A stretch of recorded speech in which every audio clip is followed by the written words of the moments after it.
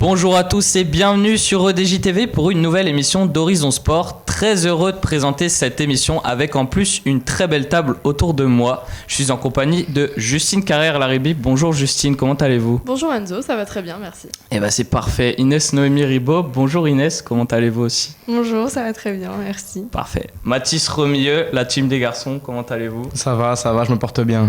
Et enfin, Nathan Renaud. Bonjour Nathan. Bonjour, comment vas-tu ? Eh bah très bien, et vous ? Tout de suite, voici les titres du badminton avec le bilan de l'Open du Danemark et de belles performances françaises, de la balle blanche aussi avec la Ryder Cup en 2025 à New York. Nous enchaînerons ensuite avec du triathlon et la dernière étape du championnat du monde. Et enfin, nous terminerons les chroniques avec un record battu au marathon de Chicago. Nous poursuivrons l'émission avec un débat, mes chers chroniqueurs, sur l'adoption du carton rouge de 20 minutes au rugby. Et enfin, nous terminerons cette émission avec le fameux quiz de l'actualité sportive, le deuxième cette saison, qui rejoindra Julien Alcaraz au Master Quiz de fin de saison. J'espère que vous avez toutes et tous bien révisé. Ça va, ouais. Ça va chier. On est prêts alors. Allez, tournons-nous tout de suite vers les as du volant. On ne parle pas de Formule 1, Justine, mais bien de badminton. Et oui Enzo, quelques jours seulement après la fin de l'Open du Danemark, je vous propose de revenir sur le parcours de nos Frenchies. Dans un premier temps, il faut savoir que ce tournoi est l'un des principaux européens et mondiaux, qui fait partie de la classe des Super 50, troisième catégorie la plus importante en badminton. Un grand tournoi donc, mais Justine, pouvez-vous nous faire part des belles performances françaises comme vous nous l'avez dit ? Eh bien, en lice jusqu'au 16e de finale, trois grands noms du badminton français. Thomas Junior Popov, son petit frère Christo et le jeune et talentueux Alex Lanier. Ce premier tour semble être décisif pour la fratrie Popov, visiblement dépassée par le niveau global de la compétition malgré des débuts de match prometteurs. Les deux frères sont sortis à l'entrée du tournoi malheureusement. Et nous avons pu également observer l'émergence d'un nouveau talent tricolore. Bien oui, à présent, penchons-nous sur le cas Lanier. À seulement 19 ans, le jeune homme originaire de Caen a brillé sur les terrains, enchaînant des victoires sur des matchs habilement menés. C'est finalement en demi-finale qu'il s'inclinera en 2-7 face au japonais Koki Watanabe, déjà vainqueur contre Lanier en finale de l'Open du Canada en juillet. La semaine aura tout de même confirmé l'éclosion du Normand au plus haut niveau. Il a réussi à sortir vainqueur de son match face au champion olympique Victor Axelsen. Le nonuple champion de France dans les catégories jeunes va donc passer numéro 1 français dans le prochain classement mondial fait par la BWF. De plus, il se pourrait qu'il monte jusqu'au 17e rang pour obtenir le meilleur classement jamais atteint par un joueur de simple homme français. La classe, quoi. Eh bien, ça annonce du beau pour nos Français pour la suite. Merci Justine. Parlons maintenant de la Ryder Cup avec Inès, la compétition la plus attendue dans le monde du golf. Que pouvez-vous nous expliquer sur cet événement ? Effectivement, la Ryder Cup, l'événement le plus attendu par les fans de la balle blanche, a pris ces derniers temps une toute autre tournure suite aux annonces réalisées par le comité d'organisation. La célèbre compétition opposant l'Europe aux États-Unis prendra place en septembre 2025 à New York et plus précisément à Bethpage. L'habituel engouement a rapidement laissé place à de l'indignation face à cette nouvelle organisation. Et dites-moi Inès, quelles sont les caractéristiques de cette nouvelle organisation ? Un tarif prohibitif, l'accès à la billetterie via un système de loterie, la suppression des bénévoles, malgré les tentatives de justification du directeur de la PGA of America. Tous ces critères affichent une Ryder Cup quasi inaccessible. Un contraste avec la précédente édition réalisée à Rome où les billets se vendaient jusqu'à 4 fois moins cher. Cette 45e édition ne compte pas s'arrêter là et risque de s'offrir une seconde vague de critiques. Annoncé hier soir, le comité pourrait se séparer de ses bénévoles. Enfin presque. Et qu'est-ce que vous entendez par presque, Inès ? Il s'agirait en réalité de débourser près de 320 €, soit quelques $350, pour avoir la chance de participer à la prestigieuse compétition en tant que bénévole. Et si même après tout ce scandale, vous comptiez quand même assister à la Ryder Cup, eh bien c'est peine perdue car les inscriptions à la fameuse loterie viennent tout juste de se clôturer aujourd'hui. Pour les plus chanceux, les résultats de celle-ci auront lieu en novembre. Les bénévoles pourront quant à eux se réjouir grâce aux cadeaux du comité, soit un uniforme, un sac et un beau pins. Eh bien, rendez-vous donc en 2025. Merci Inès. On part maintenant sur le triathlon avec Mathis. Ce week-end se déroulait la dernière épreuve du championnat du monde. Pour rappel, tout au long de l'année, les athlètes engrangent des points au fil de leurs résultats sur les courses. Mathis, que pouvez-vous nous dire, Torremolinos aura été l'ultime décor visité par les triathlètes du championnat du monde WTCS cette saison. Et nos Français ont fait partie des acteurs majeurs de cette escapade andalouse. La finale féminine, pour commencer, a été remportée par Cassandre Beaugrand. La championne olympique de Paris a fait d'une pierre deux coups. En gagnant cette course, elle s'assure le titre de championne du monde 2024. Cette joie a été quelque peu contrariée par un appel de la fédération anglaise sur une possible aide extérieure reçue par l'athlète tricolore. Mais l'appel n'ayant pas abouti, tout est bien qui finit bien pour la nouvelle coqueluche du triathlon français. La Chambérienne Emma Lombardi est quant à elle venue prendre une belle médaille de bronze dans cette course, ainsi que la 3e place au cumulé de toutes les épreuves.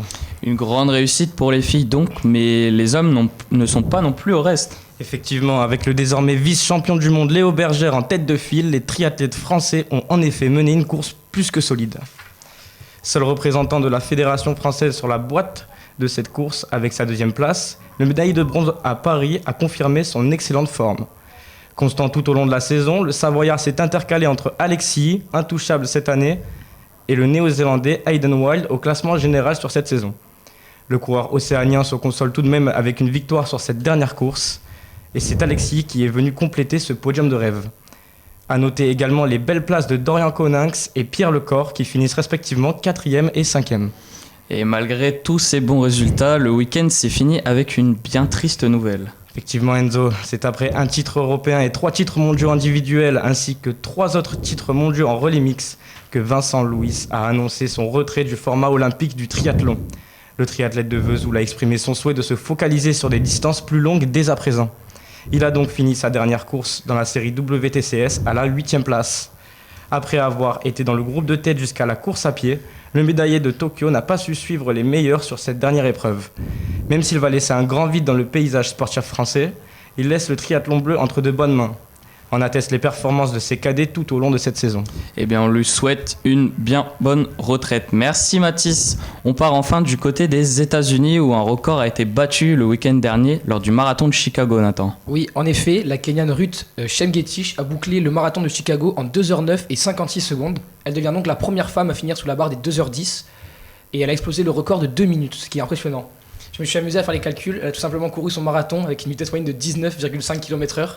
À titre comparatif, quelqu'un qui le fait en moyenne en 4 heures, c'est la moyenne, il court à 9,9 km/h. Donc sur une distance de 42 km, c'est impressionnant, un tel écart de vitesse. Et des statistiques impressionnantes comme vous venez d'en faire part, mais il me semble donc que le marathon de Chicago est un lieu de tous les records. Eh bien oui, il y a un an, son homologue kényan Kelvin Kiptum avait lui aussi battu le record du monde masculin. Il s'est rapproché de la barre des 2 heures en finissant en 2h35 secondes. Et c'est une performance mythique qui a permis de battre le record de l'autre kényan Eliud Kipchoge. Et d'ailleurs, Chemgetich a dédié sa victoire à son regretté homologue qui est décédé 4 mois après son record, qui aurait dû devenir le plus grand coureur puisqu'il avait seulement 23 ans et que c'était un des meilleurs déjà à son âge. Et ce record n'est pas vraiment anodin, quelle importance a-t-il ? Et bien tout simplement, avec ce record, la Kenyane a raboté la différence de temps entre le record masculin et féminin sous la barre des 10 minutes. C'est la première fois dans l'histoire que ça arrive, parce que c'était jamais arrivé avant. Et plus tôt dans la journée, le vainqueur masculin avait fait la barre des 2h02 et les autres avaient complété le podium en 2h05. Donc ça prouve finalement que la recordman féminine n'est pas si loin d'eux dans le record. Et ces performances ne sont pas anodines, puisque tout simplement, aujourd'hui, les technologies sont beaucoup plus améliorées, les entraînements plus précis et réguliers. Et du coup, ça montre que les records sont devenus obsolètes et que tout le monde les bat, à l'image par exemple du cyclisme qui bat des records de vitesse tous les ans sur les grands tours ou même les classiques. Et donc je pense qu'à l'avenir, on sera amené à avoir d'autres records battus. Ça c'est clair, hein, c'est impressionnant au fil des années, tous les records qui sont battus lors de ces courses. Merci beaucoup Nathan. On passe maintenant à la partie débat sur l'adoption du carton rouge de 20 minutes pour la tournée de novembre en vue d'une future adoption définitive. La règle est déjà en place dans l'hémisphère sud. Le carton rouge de 20 minutes n'a pas pour but de remplacer le carton rouge définitif. Il sera seulement mis en place pour des comportements inappropriés sur un terrain de rugby, comme les bagarres. En Europe, notamment en top 14, beaucoup de personnes ont réagi et la règle fait beaucoup débat. Je vous pose la question maintenant à vous, chers chroniqueurs. Quel est votre avis ? Qui se lance? Si vous voulez. Moi, je trouve que c'est potentiellement une bonne idée. On voit aujourd'hui qu'il y a beaucoup de cartons rouges qui ne sont pas donnés parce que c'est à la limite du jaune, orangé ou du rouge. Et je pense que ça permettrait finalement aux arbitres de donner plus facilement des cartons rouges. On peut prendre l'exemple de ce week-end contre la rencontre entre Bordeaux et La Rochelle, où 2 cartons jaunes ont été donnés alors que des rouges auraient pu être faits, mais ça aurait pu être aussi dur. Les gens auraient pu râler pour les rouges comme ils ont râlé pour les jaunes. Donc je pense que s'il y avait eu cette règle des 20 minutes, l'arbitre aurait pu mettre rouge plus facilement. Et voilà. Bah moi justement, je suis complètement en désaccord avec toi. Je trouve que justement ce nouveau carton rouge entre guillemets, il pousse les joueurs. Enfin, je veux dire par exemple une bagarre sur un match, sur un terrain de rugby, pardon, c'est quelque chose qui est vraiment inacceptable. Et les arbitres, C'est en clair. général, ils n'osent pas forcément donner un rouge pour ça. Et justement, le carton rouge de 20 minutes, je pense que dans la tête des joueurs, ça sonne comme un simple avertissement, alors que ça devrait être bien plus que ça. Moi, je suis assez d'accord avec Justine et en plus, ça pourrait rajouter de la confusion. Dans le Ouais. sens où le fait qu'il y ait 2 cartons rouges, on ne sait pas immédiatement si c'est permanent ou juste temporaire. Et donc, les gens pourraient également se permettre plus de choses, sachant qu'il y en aurait un qui serait potentiellement temporaire. Mais de ce que j'ai compris, le carton rouge de 20 minutes, le joueur il sort définitivement du match. Il peut être remplacé, mais par quelqu'un d'autre. Voilà. Moi je trouve que c'est une super idée parce que s'il y a un comportement déplacé d'un joueur, il pénalise son équipe mais pas sur tout le match. Pour le coup, lui il est pénalisé sur le long terme. Ça, c'est vrai. Et je trouve que ça fait une différence entre l'individuel et le collectif qui est important dans les sports collectifs parce que si toi dans le match t'es bien, t'es à 15, tu te retrouves à 14 pendant tout le match, le cause résultat, d'un joueur. le résultat il est biaisé. Ça c'est à cause de ton collègue. S'il sort pendant 20 minutes, tu peux récupérer cet avantage, enfin cette égalité de numérique, alors que ton collègue il reviendra pas sur le terrain, pour lui c'est fini. Après, c'est aussi le principe du sport collectif, c'est un pour tous et tous pour un, quoi. L'erreur d'un est censée affecter son équipe. Et est-ce que, par exemple, ce serait pas plus judicieux de mettre en place la règle du bunker, comme il y avait à la Coupe du Monde, par exemple? Moi, je pense pas, parce que ça changerait rien aujourd'hui. Les bunkers, tu peux regarder la vidéo autant de fois. De toute façon, les arbitres, ils appellent la vidéo et ils la regardent aussi. Donc, faire un bunker, ça changerait rien. Juste, ça fait gagner du temps pour prendre la décision. Mais aujourd'hui, la décision serait aussi dure. Et j'aimerais rajouter d'ailleurs que le carton rouge en soi n'est pas une fin, parce que la vraie sanction, c'est pas tant de pas finir le match à 15 ou quoi, c'est d'être suspendu plusieurs matchs après. Donc, finalement, la règle des 20 minutes reviendra au même. D'ailleurs, la saison dernière, je crois qu'en top 14, 40% des matchs où des équipes ont pris un rouge, elles ont réussi à le gagner finalement.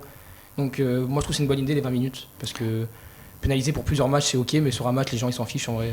Donc il y a plutôt deux équipes, il y a les pour et les contre à ma droite. Eh bien, merci à vous. On va passer maintenant à la partie quiz. 5 questions pour vous départager et remporter une place pour l'émission Master Quiz de fin de saison. Pas de triche, les amis. La vidéo est là. Jamais de triche. Il y a la VAR, il y a la Il VAR. n'y a jamais de triche ici. On est pas Est-ce à qu'on Marseille. attend du coup les règles du quiz? Alors, les règles du quiz sont simples. Je finis ma question. Vous dites quiz dès que vous avez la réponse. On sera aidé à la vidéo pour savoir qui a levé la main ou a dit quiz en premier. Et enfin, ce sera celui qui aura levé la main qui répondra en premier. Si jamais vous dites une mauvaise réponse, vous n'avez plus le droit de relever la main, à part si tout le monde a dit une mauvaise réponse et que vous l'avez cette fois. D'accord. Tout est bon? Ouais, C'est tout On bon. peut commencer. C'est multisport. C'est multisport, exactement. Allez, ça va. Première question. Quel espoir français du tennis a remporté ses premiers points ATP à Brest ce dimanche? Quiz. Kwame, il me semble, il s'appelle. C'est ça? C'est bien Moïse Kwame, l'espoir français de 15 ans, a obtenu sa première victoire chez les pros en qualif du Challenger de Brest ce dimanche, en dominant le 222e mondial. Il devient ainsi le 4e plus jeune vainqueur de l'histoire en Challenger après Marcelo Saliola, Félix Auger-Aliassime et un certain Rafael Nadal. Il a été battu par Jules Marie, d'ailleurs. Un point donc pour Nathan. Deuxième question, quelle équipe masculine de water-polo a été suspendue 6 mois de toute compétition? Quel pays? C'est un pays, exactement. Ah, c'est un pays. Vous pouvez tenter, hein. Quiz. Les USA. C'est faux. C'est une mauvaise réponse. Quiz. Des pays. Mathis? La Hongrie? Non plus. Quiz. La Serbie. Non plus. Quiz, la Russie. Non plus. Ça y Vous pouvez Ça va retenter. être long, hein. Si vous l'avez pas, On va se faire un Petit jet break indice, sur le plateau. petit indice. petit indice, le pays est frontalier avec la France. Quiz. L'Espagne. Non. Quiz, Italie. Oui. Bien joué. C'est bien l'équipe d'Italie. En effet, l'unité d'intégrité des sports aquatiques a suspendu l'équipe italienne de water-polo pour 6 mois. Ces derniers avaient menacé physiquement et verbalement le corps arbitral après 2 rencontres des JO de Paris en 2024. Les Italiens. Je prononcerai pas mon avis là-dessus. Troisième question. Quel handballeur français a annoncé prendre sa retraite internationale? Récemment. Oui. Très récemment. Oui. Faut essayer. Quiz. Fabregas. C'est pas la bonne réponse. Persona. Bon, essayez. Persona. Luka Karabatic. Non. Après, essayez que ça, nous, on peut retenter. Non, je- C'est vrai. Persona. Il faut essayer, moi, du coup Non, c'est Allez, vas-y, si t'en as un. Quiz, Valentin Porte. Non. Non, bon, je crois qu'il a Bon, déjà donné. je pense que Persona, c'est bien Timothée Nguessan. L'arrière gauche de l'équipe de France a annoncé prendre sa retraite internationale après 114 matchs et 255 buts en sélection. Question 4, un peu plus facile. Quel média a annoncé diffuser des matchs du championnat de France féminin au rugby? Quiz, Canal+. Bonne réponse de Nathan, 2 points. Donc c'est bien Canal+, un accord a été trouvé pour diffuser cette saison sur Canal+, certains matchs d'Élite 1, le championnat de France féminin, à commencer par la rencontre entre l'ASM Romagna et le Stade Bordelais le 2 novembre. On va regarder ça. 2 points pour Nathan, 1 point pour Inès.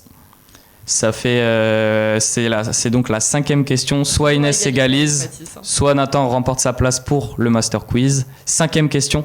Quel entraîneur de Ligue 1 a été immédiatement limogé après la lourde défaite de son équipe ce week-end? Quiz.